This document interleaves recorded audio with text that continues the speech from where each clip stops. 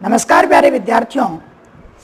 पिछली क्लास में हमने बात करी थी अनिवार्य हिंदी की सृजन पुस्तक का जो पहला पार्ट था, चैप्टर था अपना संत वाणी, जिसमें अपने 3 भाग पढ़े थे। एक पढ़ा था कबीरदास, एक पढ़ा था तुलसीदास और एक था राज्यारा सोरठा जो कृपाराम जी द्वारा रचे थे। पहले पार्ट के जो नोट्स है सप्रसंग व्याख्या सहित वो मैंने आपको अवेलेबल करवा दिए हैं। इसके अलावा उसके जितने भी प्रश्न हैं बड़े छोटे जो भी है उनके मैं नोट्स तैयार कर रहा हूं, जल्दी आपको अवेलेबल हो जाएंगे। आज हम बात करेंगे दूसरे पार्ट के बारे में, यानी कि भ्रमर गीत से चयनित कुछ पद, सूरदास जी का पाठ है। पहला जो चैप्टर था उसमें कबीरदास और सूरदास जी जो तुलसीदास जी थे वो राम भक्ति से संबंधित थे। कबीरदास निर्गुण भक्ति यानी कि राम के नाम का स्मरण, और तुलसीदास जी यानी कि दशरथ पुत्र राम का स्मरण करने की बात कहते थे।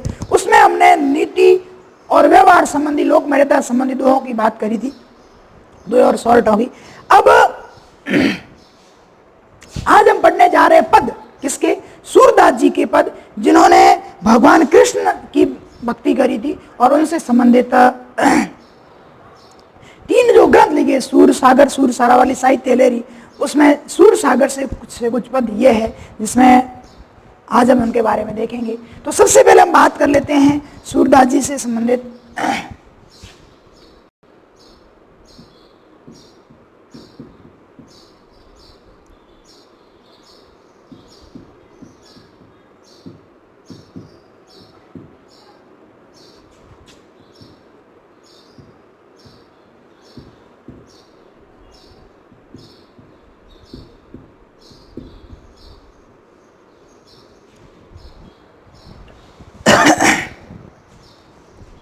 जन्म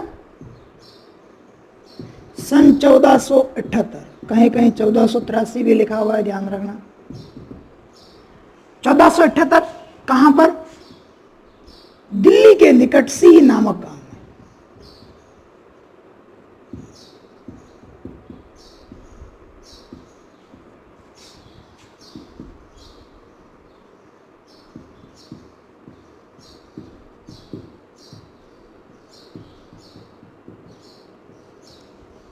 शुरुआती दौर में ये विनय के पद लिखा करते थे।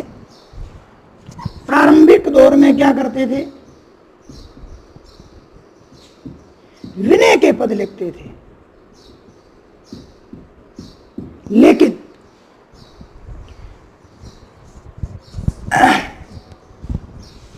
रुनकता आगरा का एक क्षेत्र है, वहां पर गऊ घाट पर इनकी भेंट हुई किनसे? वल्लभ संप्रदाय को चलाने वाले, इनकी स्थापना करने वाले किनकी? महाप्रभु वल्लभाचार्य से।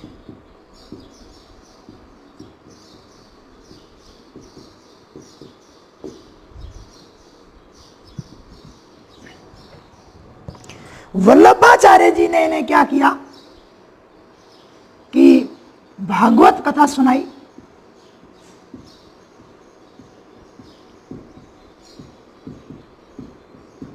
और वल्लभ संप्रदाय में दीक्षित किया।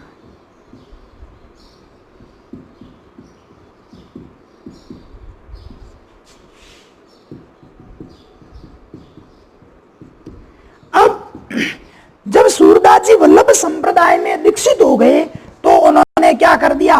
विनय के पद छोड़ दिए और उसकी जगह कैसे पद लिखने शुरू कर दिए?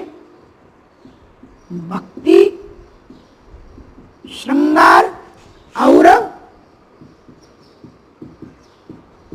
वात्सल्य के पद लिखने शुरू कर दिए। भक्ति, श्रृंगार और वात्सल्य का पद लिखना इन्होंने कब से शुरू कर दिया? जब ये किसमें हो गए? वल्लभ संप्रदाय में दीक्षित हो गए। वल्लभ संप्रदाय के अंदर दीक्षित होने वाले क्या है? भगवान कृष्ण का पूजन करते हैं और ये पुष्टि मार्गीय भक्ति कहलाती है। कैसी? सूरदास जी को पुष्टि मार्ग का जहाज कहते हैं, ध्यान रखना।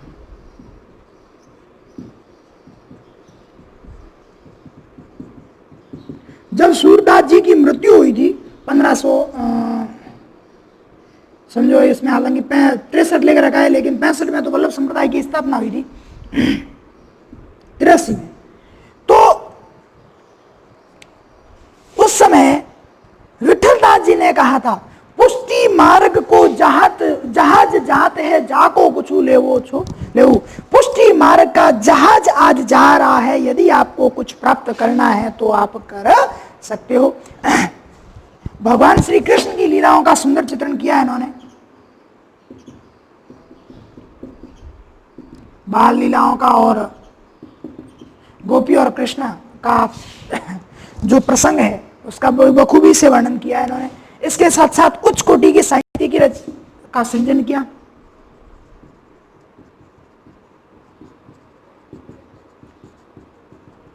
कितने ग्रंथ थे? 3। एक है सूर सागर, दूसरा है सूर सारावली, और तीसरा है साहित्य लहरी, जिसमें इनकी अक्षय कीर्ति का जो आधार ग्रंथ है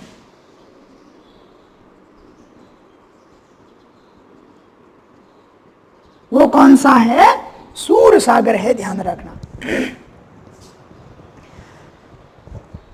1565 ईस्वी में किसकी स्थापना हुई थी? अष्ट छाप की स्थापना हुई थी। अष्ट छाप क्या था? 8 संत कवि थे इसमें। कितने? 8 कृष्ण भक्ति से संबंधित, जिसमें और इसकी स्थापना करने वाले कौन थे? विठलदास। ये विठलदास कौन थे? महाप्रभु वल्लभाचार्य जी के पुत्र थे और इनके शिष्य भी थे, जिसमें 4 जो शिष्य थे वो किनके थे? महाप्रभु वल्लभाचार्य से थे, और 4 शिष्य किनके थे? विठलदास जी के थे। 4 के अंतर्गत अपने एक सूरदास जी प्रमुख है। कुंभ सूर ब्रह्म कृष्ण, कुंभन दास, सूरदास, परमानंद दास और कृष्णदास, ये 4 कौन है? महाप्रभु वल्लभाचार्य के शिष्य, और 4 अन्य जो है वो किसके शिष्य हैं? विठलदास जी के शिष्य थे। अब यहां जो हम पढ़ने जा रहे हैं उसमें उद्धव गोपी संवाद के कुल 6 पद है, ध्यान रखना। किसके? उद्धव गोपी संवाद, यानी उद्धव जी और गोपियों के बीच में वार्तालाप हो रही है, संवाद हो रहा है, उसके कुल 6 पद है। तो क्या हुआ था, थोड़ी सी मैं आपको इस घटना के बारे में जानकारी देता हूं, पहले ध्यान से सुनना। उसके बाद हम इन पदों को शुरू करेंगे कि किस प्रकार से इनके बीच वार्तालाप होती है, शुरुआत कहां से होती है। तो जैसा कि हम जानते हैं कि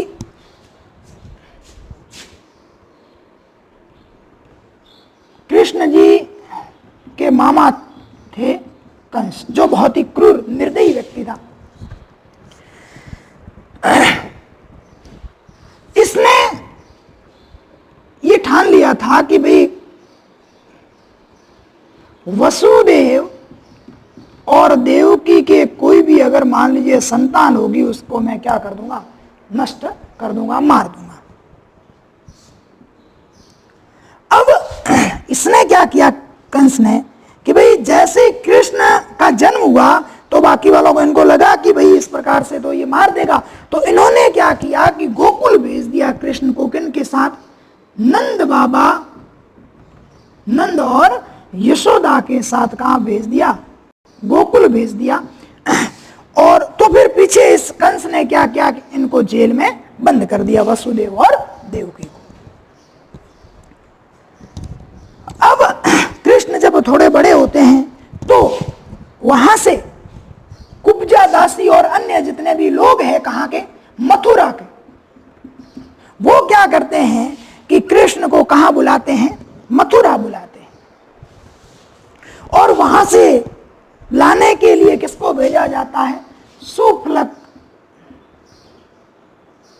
सुत को भेजा। सुफलक के पुत्र कौन? अक्रूर जी, ये नाम है व्यक्ति का।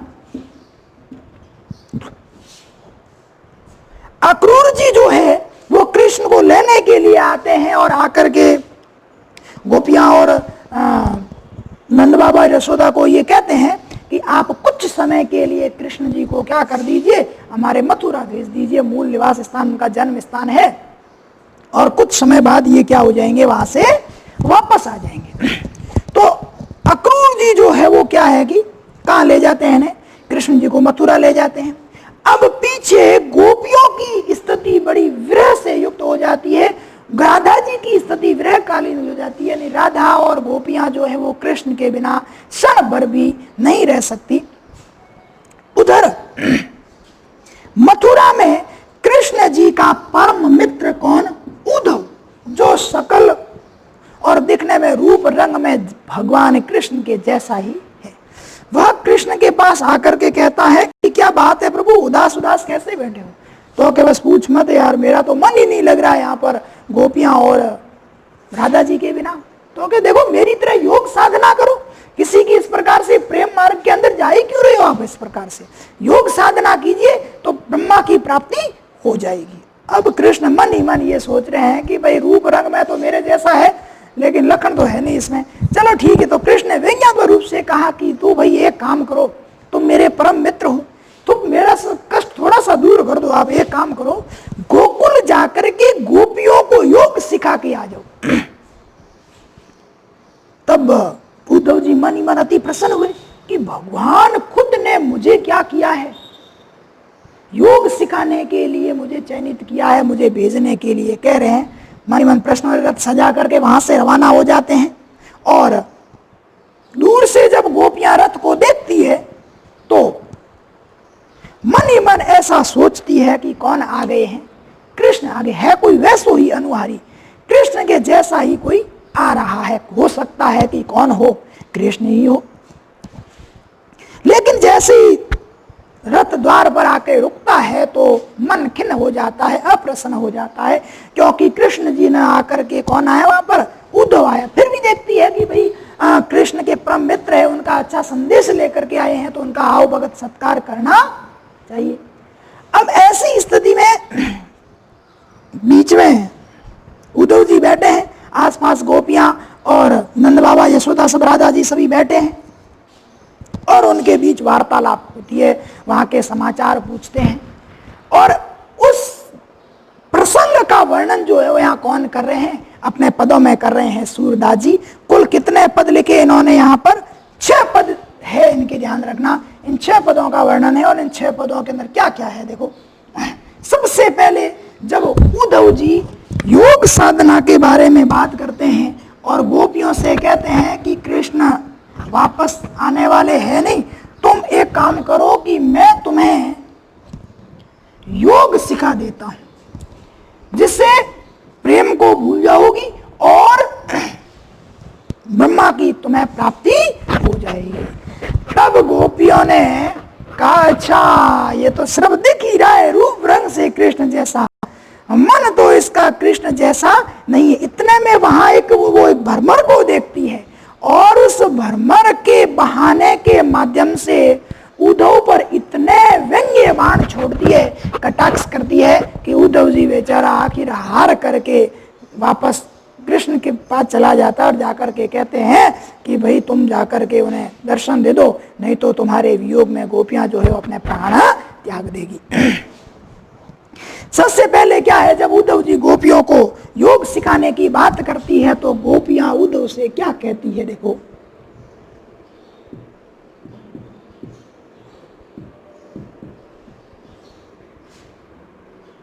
हमारी हरी हारिल की लकड़ी, मन बच्चे कम नंद नंद सो, और ये दर्द करी पकड़ी, जागते सोवत सपने सो, तुक कान कान में जकरी रे।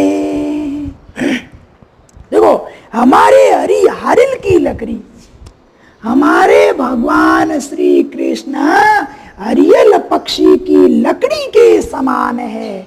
जैसे हरियल पक्षी जो है वो लकड़ी से दूर नहीं हो पाता है ना, वैसे ही कृष्ण के प्रेम से हम कभी अलग नहीं हो सकती है ना। पहले पहले पद में बार बार उनसे समझा रही है कि भी हमारे भगवान तो इतने हमारे निकट है, हमने तो मजबूती से उन्हें ऐसे पकड़ रखा है कि अब हम उनसे दूर हो ही नहीं सकती। और आप अपना जो योग है ना, उन्हें ले जा करके सिखाओ, जिनका मन भटकाओ की राह में इधर उधर भटक रहा है। हमारा मन तो कृष्ण प्रेम में बिल्कुल स्थिर है, तुम्हारे योग का कोई प्रभाव हम पर नहीं पड़ेगा। दूसरे पद में जब वापस गोपियां बार बार ऐसा कह रही, तो उद्धव गोपियों से कहते हैं कि कृष्ण वापस आएगा ही नहीं, तो कैसे प्राप्त करोगी? तब गोपियां कहती है कि उसकी हमें चिंता नहीं है, हम तो दो भांति फल पायो।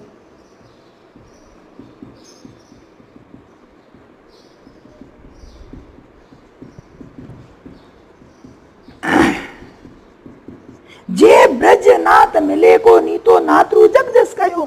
अरे हमने तो दोनों ओर से फल प्राप्त किया है, यदि कृष्ण की प्राप्ति हो जाएगी तो अच्छी बात है, वरना इसका यश तो पूरी दुनिया ने गाया है, फिर हमें किस बात की चिंता, हम तो उसका गुणगान कर लेंगे, हमारा यश तो वैसे ही बढ़ जाएगा। बात बनी नहीं उद्धव जी की। अब गोपियां वापस उद्धव को उलाना देती है कि उद्धव जी देखो, बार बार आप इस प्रकार से हमें योग की बात कर रहे हो, हम आपको कुछ बातें बता रही है और आप खरे उतरे हो उस पर। और तीसरे पद में कह रही है, बिलग जनी मानो उदो प्यारे।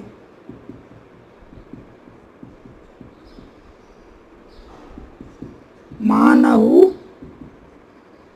उधो प्यारे। अरे प्यारे, देखो प्यार से बात कर रही है, फिर भी क्या कर रही है, अरे उद्धव जी आप हमारी बातों का बुरा मत मानना। क्यों? क्योंकि वो ऐसी ऐसी बातें कहेगी उनसे कि तुम काले सुपगल कारे कारे मधुप मारे, तिनके संग अधिक छवि उपजे कमल नैन मणियारे। पहले वो कहती ये मथुरा काजन की कोठरी, बात कुछ के गड़बड़ लग रही है, ये मथुरा तो हमें काजन की कोठी के समान लगती है, क्योंकि वहां से जो आता है वो काला ही काला है। एग्जाम्पल दे देती है, तुम काले, अक्रूर जी काले, भाई भरमर काले, सभी काले ही हो, तुम्हारा मन और शरीर सब कुछ काला ही है। इसलिए अब आप हम जो मैं बात करी उसका बुरा तो मत मानना, लेकिन और हमें तो डर ये है कि यमुना नदी का जल जो सांवला हुआ है ना काला, वो तुम्हारे रंग के कारण ही हुआ है। ऐसा लग रहा है कि तुम्हें नीले मटके से निकाल दिया गया है और यमुना नदी में ले जा करके धो दिया गया, लेकिन उसमें से कृष्ण को अलग से बचा ले। तिनके संग अधिक छवि तो कमल नयन मणियारे, लेकिन कमल के समान सुंदर नेत्रों वाले मणियारे भगवान श्री कृष्ण की छवि तुमसे अधिक काले भले हो, लेकिन है तुमसे अधिक सुंदर। फिर गोपियां कहती है कि तुम्हारे योग का प्रभाव हम पर नहीं पड़ेगा, आप तो हमें क्या कर दो, आंखियां हरि दर्शन की भूखी, हमारी आंखें तो कृष्ण दर्शन के लिए, हरि दर्शन के लिए तरस रही है, भूखी है, व्याकुल है। आप हमें योग मत सिखाइए, आप तो कृष्ण जी को हमारे पास भेज दीजिए। फिर 5वें पद में गोपियां उद्धव से कई प्रश्न करती है, निर्गुण कौन देश को बासी, जिस निर्गुण की तुमने रट लगा रखी है, बार बार बात कर रहे हो कि भाई निर्गुण ब्रह्मा ये वो ये किस देश का निवासी है कौन, ये कहाँ रहता है, माता पिता कौन है, भाई बंधु सब कौन है। जैसे कृष्ण के माता पिता का हमें पता है ना, प्रेम से संबंध हम बातें कर रहे हैं हम, लेकिन तुम्हारा ये निर्गुण ब्रह्मा कौन है? उद्धव के पास इन प्रश्नों का कोई जवाब नहीं होता और अपने आप को ठगा ठगा सा महसूस कर रहे हैं, और अंत में कहते हैं इन गोपियों की तो कृष्ण के बिना मति मारी गई है, इसलिए बेतुकी बातें कर दी है। और अंत में 6ठे पद में उद्धव जी से कहती है, बिनु गोपाल बैरिन भई कुंजे, बिना श्री कृष्ण के ये जो लताओं का समूह है, वृक्षों का समूह है, वो हमारा क्या बन गया है, दुश्मन बन गया है। तब ये लता लगती अति शीतल। अब भाई विश्व कुसुम ज्वाला की पुंजे, यानी जिस समय कृष्ण यहाँ पर थे उस समय तो लताओं का समूह बड़ा आनंददायी लगता था, लेकिन आज इसने आग का रूप धारण करे, हमें अच्छी ज्वाला का पुंज एक समूह बन चुकी, आग का रूप ले चुकी है, अब हमें ये अच्छी नहीं लगती। अब वो और अंत में जाकर के उनसे कहती है कि उद्धव जी आप तो कृष्ण को जाकर के ये कह दीजिए कि तुम्हारे वियोग में गोपियां तड़प रही है, तुम्हारे उनके शरीर के सारे अंग है वो कटार से काटे के अंगों के समान शिथिल हो गए हैं, तुम्हारे वियोग में तड़प रही है, तुम्हारा मग जोते उनकी आंखें रक्त वर्ण के समान यानी कि लाल हो गई है, इसलिए तुम उन्हें जाकर के दर्शन दे दीजिए। इस प्रकार से इसमें कुल कितने पद है? 6 पद है, और इन 6 पदों को अपन एक एक करके अलग अलग से पढ़ेंगे। अगले चैप्टर के अंतर्गत मैं पहला पद आपको पढ़ाऊंगा। हो सके तो अगर आपके पास इसके बारे में कोई जानकारी, मतलब आपके पास पुस्तक है तो उसको थोड़ा सा पहले देख लोगे, तो उसके बाद अगर इसको देखोगे तो और अच्छी तरह से समझ में आएगा। इनके शब्दार्थ एक एक करके आपको अच्छी तरह से याद होने चाहिए। 6 पद है, इन 6 पदों को पढ़ने के बाद फिर इनके प्रश्नोत्तर